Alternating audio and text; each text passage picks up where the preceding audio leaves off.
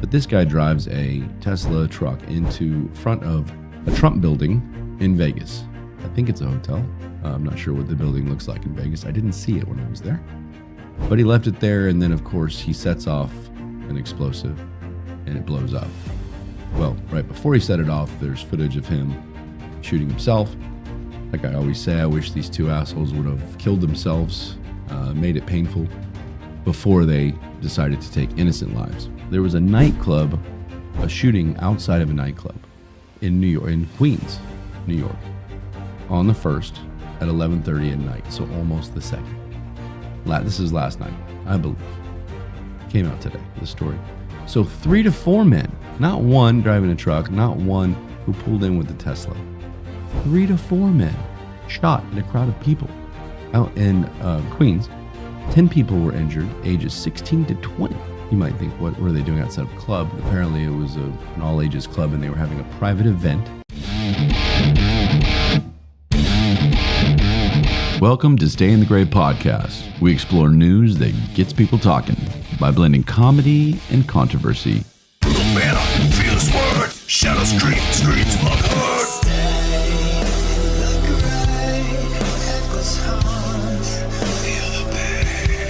I'm Ryan. And I'm Trey. Together we dive into tough topics with a combination of humor and some insight. So join us as we navigate the gray areas of the world and engaging in real conversation. Come get to know us. Good evening, everybody. It could be morning, wherever you are. Not sure when you're listening to this, but good whatever it is. I'm trying to have a good evening. I can't seem to shake this sore throat and cough that I've got. And the family keeps kind of recycling it, so we're getting better. But that will not stop me from giving you what you need, which is some Stay in the Gray podcast. So off we go. Let's go to the headline that made it through editing. I like this one. 2 sisters reunited after 18 years at the checkout counter. I'm going to go ahead and say that they meant after 18 years, they reunited at a checkout counter. Come on, editors, we got to get this rolling here. But these amuse me. And when the list is over, anybody that doesn't like these, you'll be good to go. I'll find a different list and another one to annoy you just as much. Let's go right to the butthurt comments to the show tonight. They're getting good. I admit, you guys are getting good, annoying good, but good. Twitter seems to be the place because both sides are going crazy. The losing side is crying. Well, they are. And I say sides. I mean, I'm the one that doesn't want sides to everything, but it is. There's sides to everything. Everything. You could take a household cereal. I'm just going to go with Golden Grams. Does anybody remember that? Those are my favorite. Or, Frosted Flakes, and say, the liberals like Frosted Flakes, the conservatives don't. And fuck you if you think otherwise. That's what it's like right now. I'm not sure why I went high pitch there, but it's a mess. And so that's all over X, and everything I post, it gets kind of this, I'm just waiting for it. I'm waiting for the one person. My problem is I want interaction. I want to talk, and so I talk, and then I get to be a smart ass, and sometimes what I say, it goes over people's heads. They don't understand context. They don't understand reading comprehension, and so on. And this is what leads me to this gentleman here. And honestly, I had to kind of sit back and go, maybe this guy's got issues, and maybe I should just let it go. But if this guy doesn't have issues, then he doesn't need to be on social media. He doesn't know how to do it. And sure enough, he was on since only September. And he had 22 whole followers and 120 total posts. And in the X world, that's not a lot. And that's fine. You don't have to have a certain amount of followers. I'm trying to grow. It's hard on X to get that reach. But the naivety was there for this guy. And he was using online terms like troll and different things incorrectly. And it was just obvious that he was trying really hard to be a part of the X family. So let me get to it. As we all know, we We haven't got there yet. I'm actually going to do this reversed. We got this.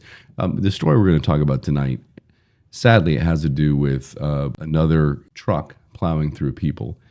And you know what I'm going to talk about, so we'll get there. But this is about the camera that caught after the fact, which I didn't know, caught the truck as it was doing what I'll explain later, which is turn into a crowd. It's CCTV, so it's like these cameras that are retail stores and are security cameras.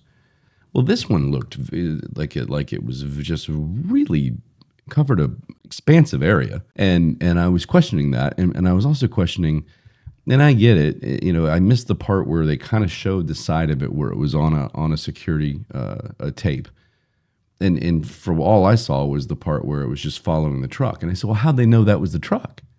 Is that a stupid question? And I didn't see that it was a surveillance tape. So forgive me, people, but man, people aren't going to miss an opportunity to tell you that you missed something. And besides all the assholes that were just like, what a stupid question, dumbass. If somebody was filming it.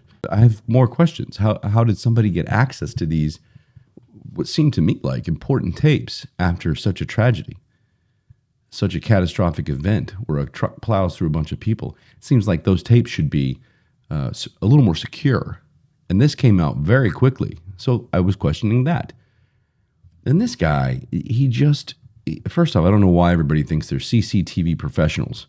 I don't know if everybody installs them. I don't know what, but everybody thought they knew the whole process.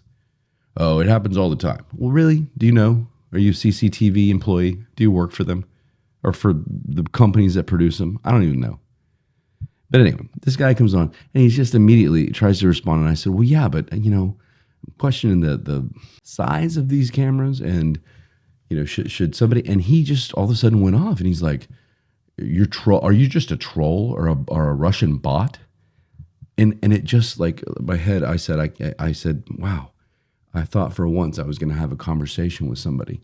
I mean, he responded, then I responded. I said, oh, maybe this will be somebody good that can, I don't know, fill me in on CCTV, bro. If you know it, let me know all about it. But instead, it was all these things. And again, you came onto my post. How am I the troll? Were you calling me the troll for? It made no sense. This poor guy made no sense. That's all I'll say. The butter comments section tonight are people that, for whatever reason, they are very uncomfortable if anybody just disagrees, and they can't see context. They can't see that I'm literally just asking. They immediately jump to this guy must be being a smartass, or this guy must be conspiracy theories. That's what. Have fun on your conspiracy theory podcast. Well, I don't mind a good conspiracy theory, but that's not what this was. I mean, is it weird to ask why somebody had the ability to post a surveillance video of a truck that plowed into a bunch of people and killed 14? Is it weird to ask how someone got access to it that fast? I don't think so. So fuck you to this guy, and continue to try and learn how to be on social media. But that was the butter comment. I mean, simple as that. I don't want to go any further, but it's just really read posts before you comment. That's all I'm going to say. It's as simple as that. Really read it, dissect it, take your time with it before you say something stupid. Because I went back down to make sure I didn't look stupid. Can't have that. And although I look mean at times, like my former co-host Trey used to point out on X, usually it's X, I mean back. It is very rarely will you see me jump on, unless it's a few of these paid pundit liberals, like these twin dudes that are short and some New Jersey dyke, that are just paid pundits, and they get to me. Besides that, any given person that I just kind of go on and talk to, I am not going to be the initiator of name calling, things like that. And it's going to be a defense. And I need to work on that, because who gives a shit about these people? That's the mindset I need to have. So I admit it's one of my goals for 2025. And we're on day 2.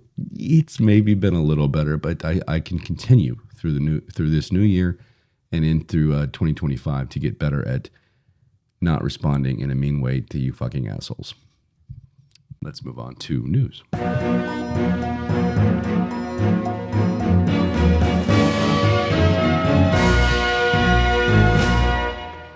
2 sips of the drink. Don't forget. Tonight I went with my kids' pineapple explosion juice with a little vodka. Can't drink too much. I'm getting over this cold. All right. A woman named Carol Germain. She lives in France, if you couldn't tell by the name. In Brest, France, which is a great name, by the way. If I move to France, it's going to be to Brest. And she adopted she's a bar owner, local pub in Brest. Seems like a good gig. However, she adopted a pig in 2020. And she named it Couscous. It's probably, people tell me, I didn't look it up, and that was silly of me. Couscous, is that a French thing? Is that silly to ask? And try not to be attacking me with it because I got that wrong. But it must be. So she named it Couscous, which is not bad. I like couscous. And it sparked a business venture, which is pig pedicurist. However you want to look at it, whether they're hands or feet. There's 4 of them on a pig, in case you didn't know. So now she travels all over France to trim tusks and hooves of these pigs. So much so that she's selling the bar. This is a full-time gig, is pig pedicurist. That's right. I did it right. Pig pedicurist. And this is her quote. "It's nuts. I thought the only person who had one hogging the couch. But there are thousands of people. One trip she took, there were 43 pigs on one trip that she took care of. Good for her. I mean, you found your calling. I still don't understand why that many people have pigs. I don't think I believe that it's thousands, but she probably has a monopoly on that industry, so good for her. And even if she only found 43 pigs, she probably could run a business with those 43 pigs. But good luck to her and France and my love-hate relationship with the French. Good luck. Here's another great name, Etienne Constable. This is an American, or at least lives here now in California, in Seaside, California. And this person got a letter. This is just a kind of a funny one. I'm trying to lighten the mood after the bullshit and the things we're about to talk about. Etienne Constable got a letter from the city, Seaside, and it said, "You need to conceal the boat that is in your driveway." By the way, it had been there for on and off for 4 years. He only removed it when he took it out into the water. But he had never had an issue. But all of a sudden, he gets a letter. So you gotta move the boat, conceal it with at least 6-foot fence that goes up and then down the side of the driveway so that no one can see the side of the boat either. So he said, very well, and Constable installed a fence based on the guidelines that they stated. So then he hired a neighbor who happened to be Hanif Pani, who is I think a semi-famous mural artist. And he had Pani paint the boat, the realistic image, as if there was no fence there on the fence. And basically beat the system, ladies and gentlemen, if you will, because technically there is no law about painting your fence.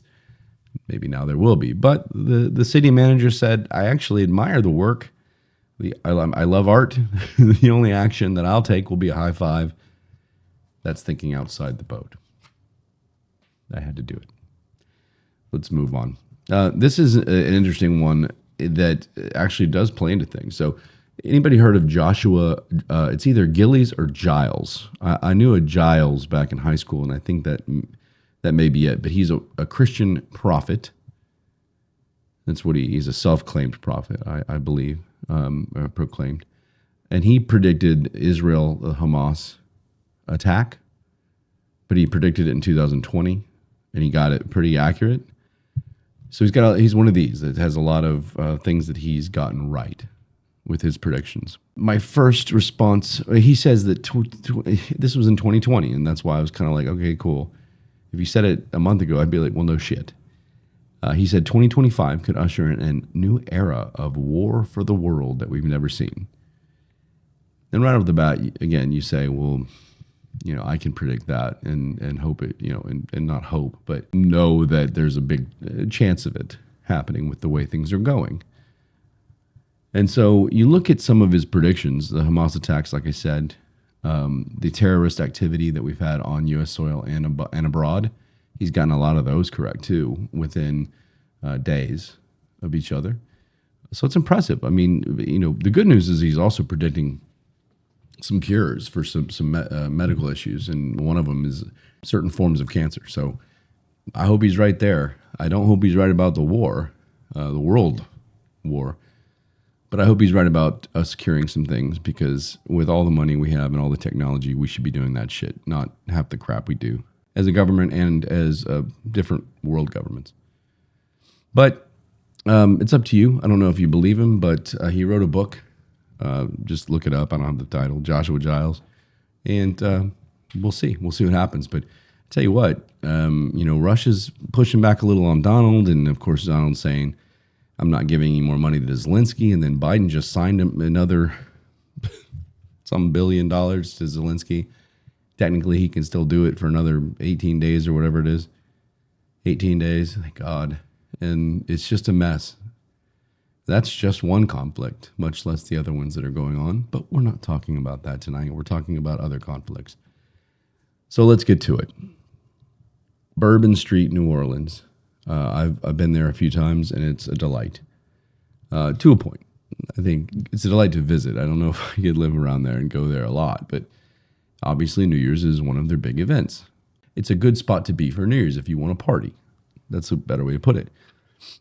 I don't think I want to be there at age whatever I am, but some people did. So you have a man named Shamsuddin Jabbar. He's a 42-year-old man. He's from Texas, and he was a military, army in the military. He spent some time at Fort Bragg. Around 3:15 in the morning, I guess people were still out. Man, that's a lot, because he got to a very, very crowded area on Bourbon Street, and I forget the crossroad. But he got to Bourbon Street, and he plowed. He just, you see it on the video, he just turns and plows into everybody. And so he killed 14 people. I think 36 are injured and various levels. I didn't see if anybody was critical, but I believe there are some decent injuries out of this. Which will happen if you drive a truck through a group of people. So for a long time, the FBI was saying that this doesn't look like he acted alone. This looks like he had multiple people involved. Let's trace it back to his house in South Central Texas, which is actually close to, I went to university down in College Station. It's actually, he was kind of between there and Houston and that region. And then all of a sudden they're like, no, he acted alone. So I don't know. I mean, I'm getting kind of annoyed with the FBI and with some of these. It doesn't seem like they either don't say shit or just make sure before you tell me that could be 4 or 5 other people involved in this and everybody needs to whatever. They moved the Sugar Bowl. The Sugar Bowl between Georgia and Notre Dame was supposed to be that night, and they moved it 24 hours or close to 24 hours so that they could get higher security and to make sure everything was good. Well, I don't know. I mean, how it affected the teams. I know that happened. The game is over. And for anybody recording it and hoping to watch it a couple days later and not find out, too bad. Spoiler alert, Notre Dame ended up beating Georgia. And I didn't watch it, but by the score, it looked like they handled Georgia, which is a big deal. Would it have been different if the game had been played when it should have been played? Was this on any of the players' minds? Did it affect the game? Now, that's unimportant in the big picture when it comes to people dying and this issue that we have in this country. But that is something. And so, but the big deal is that on the back of his truck was, in fact, an ISIS flag. On his Facebook, authorities found support for ISIS. And anybody that doesn't know what ISIS is, I don't know why you wouldn't, but if you don't, it's a terrorist organization. One of the larger ones that have repeatedly yelled for jihad, which is a religious war against the West and Christians and Jews. So we've obviously had our share of terrorist issues with ISIS, with Al-Qaeda, Taliban. Now you've got Hamas and Houthi and just a bunch of terrorist organizations. But ISIS is one of the big boys and one of the ones that we don't like. because they don't like us for not sharing the exact same religious views that they do. But he said that he joined ISIS back before the summer, and he originally planned, this is in a typed somewhere, this wasn't, obviously he died, so he wasn't interviewed after he was shot. The police did shoot him, by the way, and killed him after he got out of his truck and started firing his gun. So why not plow through everybody and then start firing your gun? Obviously, he was prepared to die. But he said he was going to kill his family. But that wouldn't have focused on the war between believers and non-believers. And obviously what he means there is believers of what he believes and anybody else that doesn't believe exactly what he believes. Listen to the last show, we talked about religion, or the Christmas show, we talked about religion a little bit on the show after that on 421, I believe. But this is what I'm talking about. This guy's literally killing people in the name of his God. I don't think that Muslims want to claim the same religion this guy does. I mean, it is by name, but the extremist version of Islam and regular Islam are quite different. Sadly, we don't know just by hearing or looking at somebody who is Muslim walking down the street whether they have extremist beliefs. We have protests and riots, more like riots, going on in this country for the extremist terrorist organizations that are fighting for Palestine. And the countries like Iran and Lebanon and Syria and all these that surround them that fund and support these organizations. In our own country, there are protests and riots where people are chanting death to the West, kill Americans, kill Christians, kill Jews, and we're allowing it to happen. Now, a terrorist attack has happened. And of course, the left has come out. And again, I don't mean to make it political, but everyone else has. So I'm just telling you what they're saying. The left is saying that the right side is very upset that this person wasn't foreign, that this person didn't come across the border illegally. Because initially, again, another blunder by the fucking FBI and the media, the truck that was used apparently crossed the border at Eagle Pass, Texas, which is a checkpoint border entry at Mexico, a couple of weeks, I believe, prior.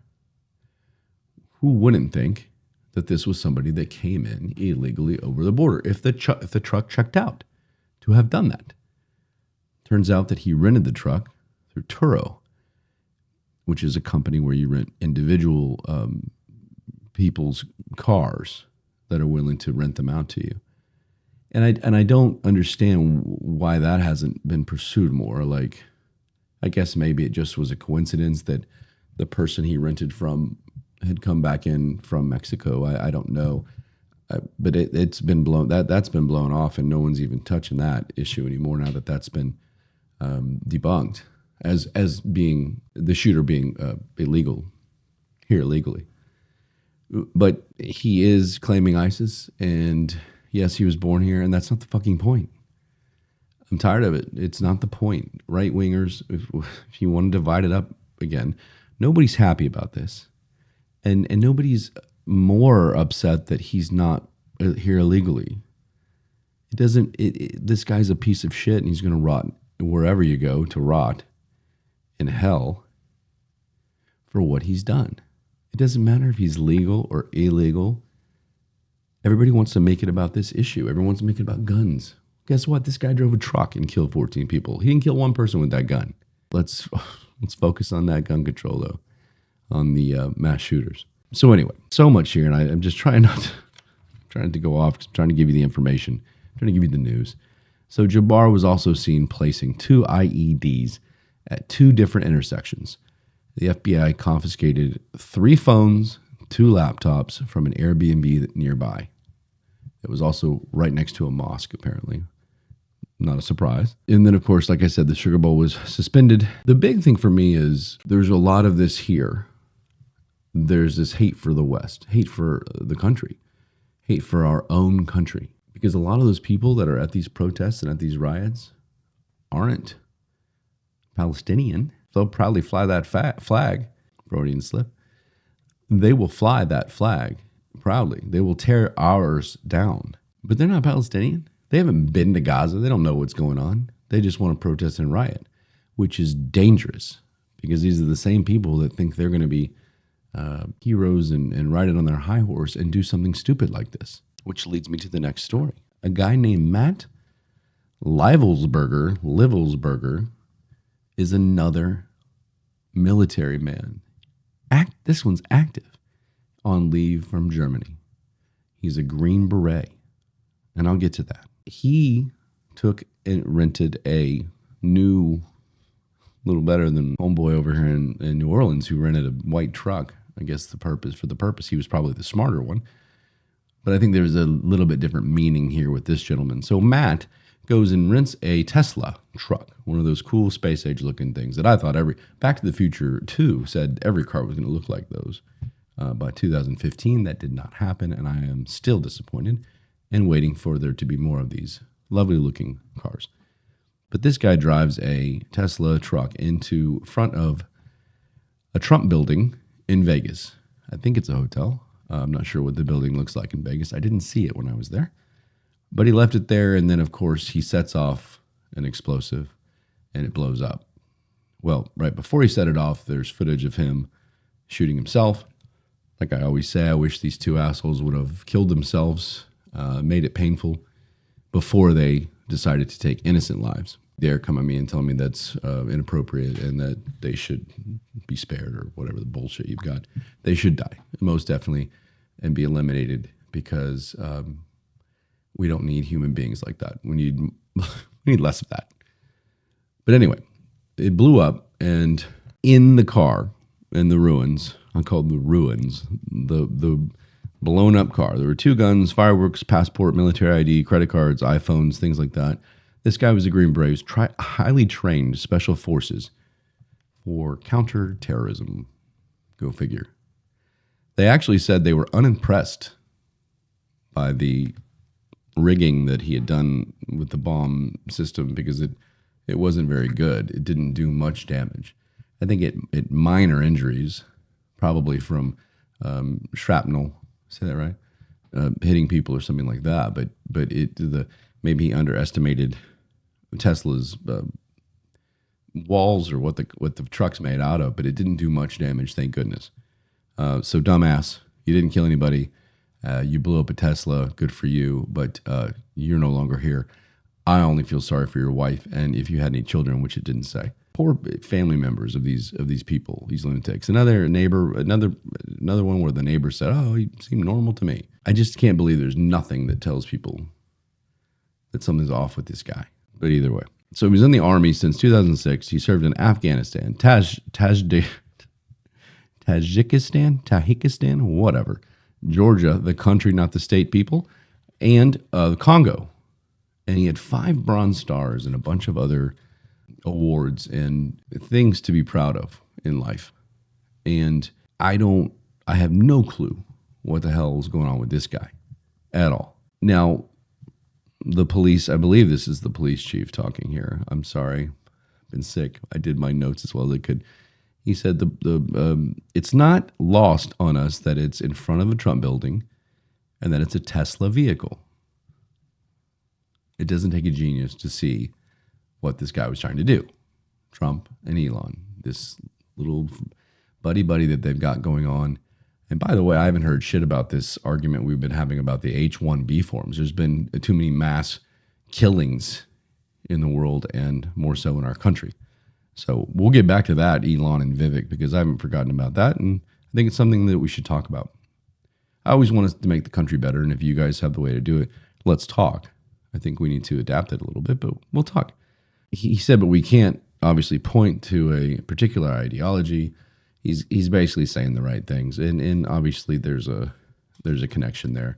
And I think the biggest thing that I've read is that he was a big defender of Ukraine and that he was actually actively recruiting people to fight for Ukraine or to amp it up over here or to do something. And of course, since Donald's not going to give, the little Zelensky his paycheck anymore for doing nothing, maybe this guy's pissed off and he blames Elon for funding Trump and Trump getting elected and blah, blah, blah, blah.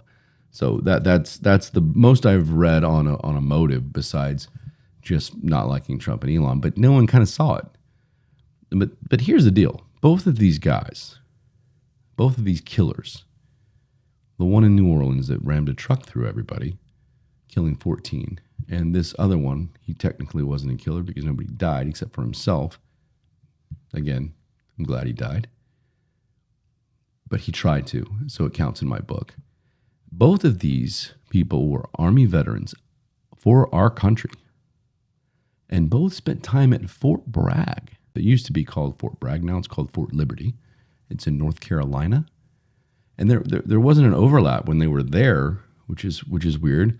But it's the same place that Ryan Ruth visited a bunch before trying to assassinate Trump. And I think he was the golf course guy. Was up there trying to get him from the golf course. But what's going on at Fort Bragg? Look, I'm not that guy. But I like to hear conspiracies because a lot of times they end up not being conspiracies. They end up being the truth. Not a lot, but you know what I'm saying, people. Give me a break.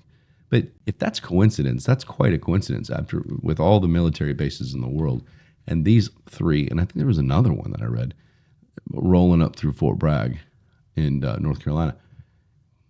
Just something to keep an eye on. I'm not spreading any false, people will tell me, oh, you're spreading false information. I'm just saying I read something. We need to look into it. Never claimed it to be fact, but it's something we should look into. So my takeaway from these two is that, number one, the FBI and security as a whole sucks. There were supposed to be barricades that didn't allow cars down these streets where all the people were.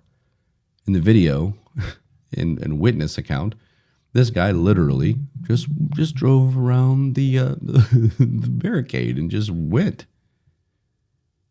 Get your shit together. This is Bourbon Street on New Year's Eve. Be ready.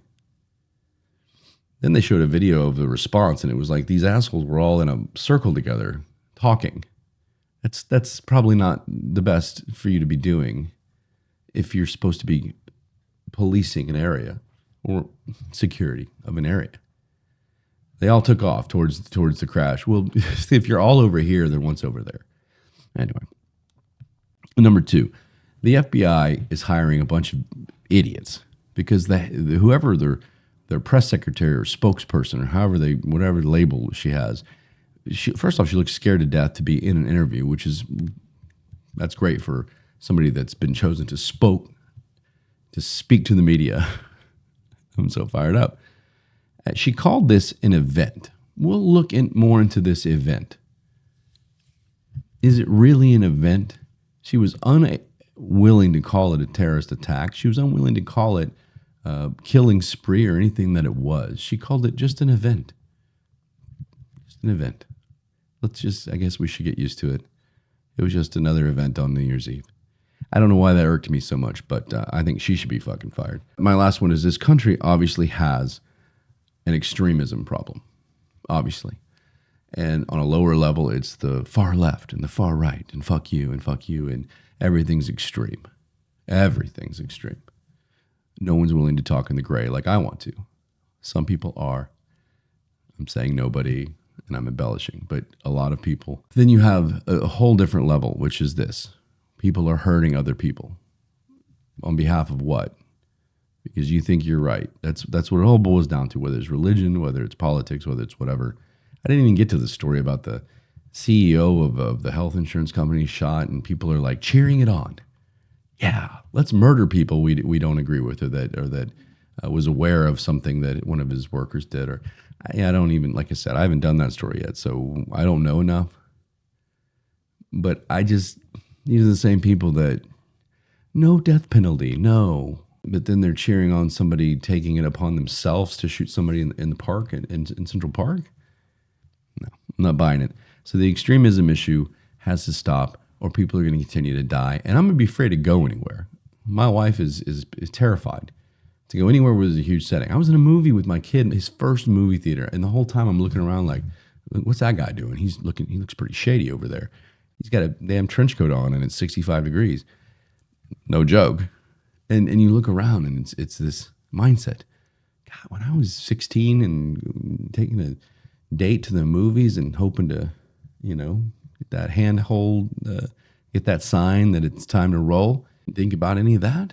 You sit out front. There was, I don't know what's going on. I just feel like they just believe that they're entitled to make these drastic statements by hurting people and taking lives because they're so passionate about what they believe and they're unwilling to listen. Everybody's shut down. No one's talking. And now people are just hurting others. And it's disgusting. It's happening all over the world. London, England has huge issues and they won't admit it. They're probably worse than we are at admitting things. And it's terrible. I might get to that on a show, but I'm trying to keep it domestic because there's enough here for the love of God. No pun intended. And by the way, that segment's over. We all heard about those a lot, or at least I did. If honestly, deep down, you heard more about what I'm about to tell you, then great. Tell me I'm wrong.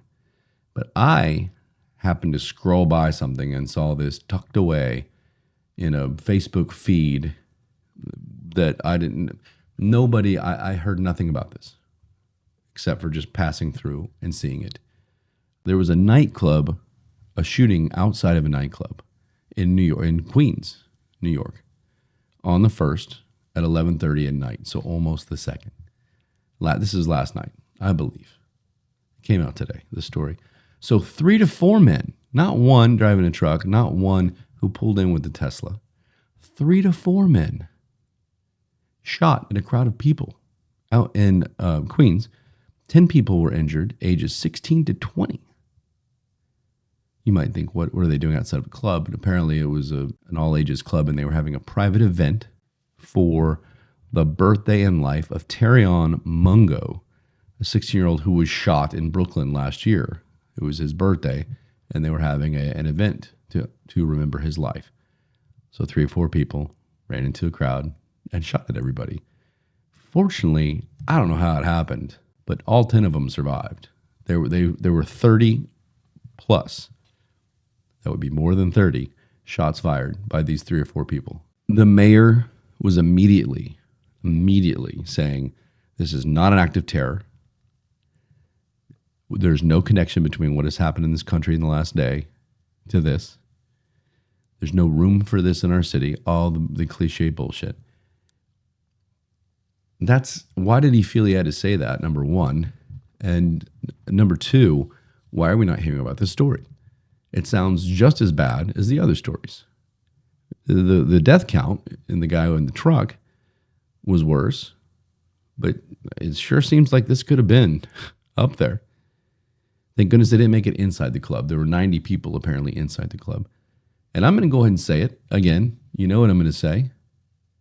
These are African Americans. Nobody wants to talk about the fact that this happens every day. I could tell you a story every day. I told you one a few shows ago about a house party at 2 p.m. on a Monday. So until we're ready to talk about it, I just thought I'd throw this in there because I again, came across this like it was nothing. Like it was nothing. But the other ones, man, they're all over the media. You had a terrorist attack and some white boy military guy who has a problem with Trump and Elon. That's front page. 30 shots fired by 3 or 4 African Americans. Nowhere to be seen. Let's figure out why and move on and try and help. Oh, and by the way, before we end tonight, 57-year-old woman was set on fire in the subway. You've heard about this probably.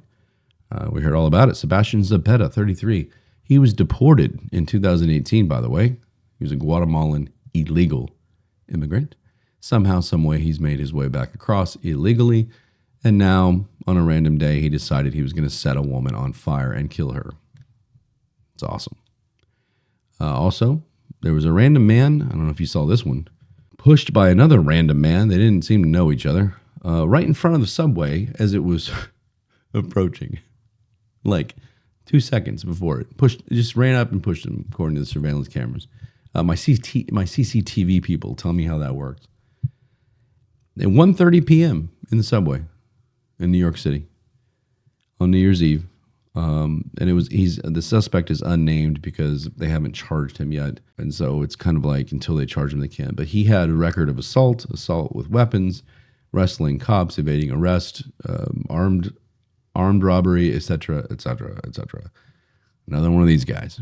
And he pushed a guy. Apparently there is no motive. It was just like, I'm going to push this fucker. And I don't know if he's because he was white. I don't know what the issue was. Miraculously, this guy survived. He fell right in the train divot or whatever you want to call where the tracks are. The train is raised up right before that train hit. You see it on the video, and he fell. And I think they stopped the train, and they were like, "There's a man under the train, so everyone needs to chill for a second while they pull him out of there." And I would have assumed that he was dead, but he was moving, all his limbs, and a little bloody, but survived. So that's great news. And this other guy, I think, is still on the run. I think they finally got him. I'm sorry, they finally got him a little later in the day. But what the fuck? What's the point of pushing somebody in front of a train? People are fucked in the head. What's going on? It's just like, oh, I'm bored. I'm gonna go kill a guy.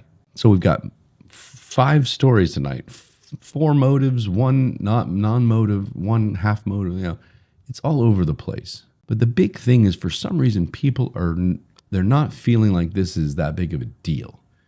People are killing like it's nothing. Whether I don't agree with you, so I'm going to kill you. Whether I'm bored on a Tuesday, so I'm going to push you in front of a subway. Maybe the guy looked at him wrong at an intersection or something. I don't know. I don't think you should push him in front of a fucking subway. Whether it's house parties or shootings outside of a club or whatever. I mean, it's just, and in all these stories, people, guns were used once out of 5 stories.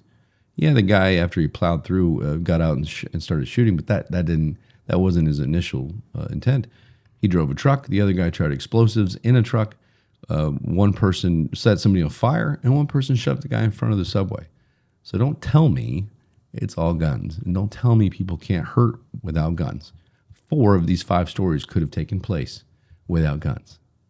So we can continue to talk about it, but don't act like it's going to solve everything. It just won't.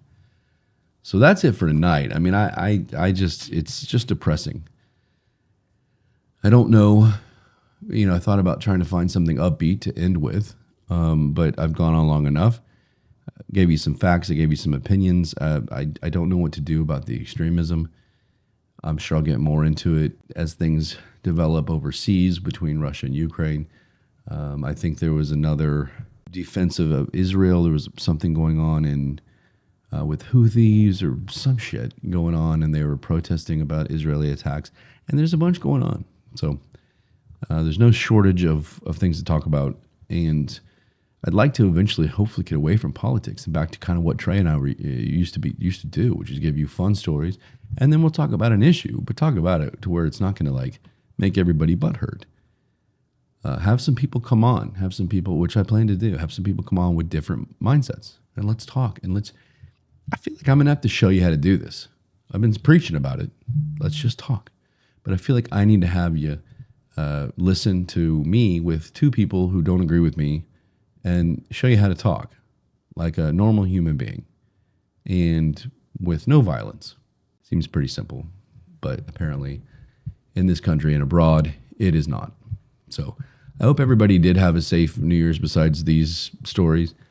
And I didn't do anything because I was sick, still lingering, and that kind of sucks. But hopefully I'm going in with a positive mindset for 2025.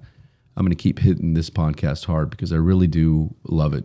And I really do hope that the people that have followed me and are continuing to follow me, and new people who I've had conversations with, people who might just like the reels and the shorts, people that pick and choose the topics, or bless you, the ones that stick with the entirety of the show. I'm doing this for you guys. Yes, a part of it is doing it for me because I enjoy it, but there's no point if I don't have you guys. So thank you. Every like helps, anything, interaction, comment, subscribe to our YouTube channel. We're trying to grow that. And I just like to talk, and I like to reach people. So thank you for that. And I'll go to the end comment of the night. The end quote of the night. I like this. And it's kind of fitting for a new year. Yesterday is history. Tomorrow is a mystery. Today is a gift. That's why we call it the present. See what I did there? I think it applies after Christmas and moving forward. So, with that, love you guys. See you next time. Brutal banner, fierce words, shadows creep, streets unheard.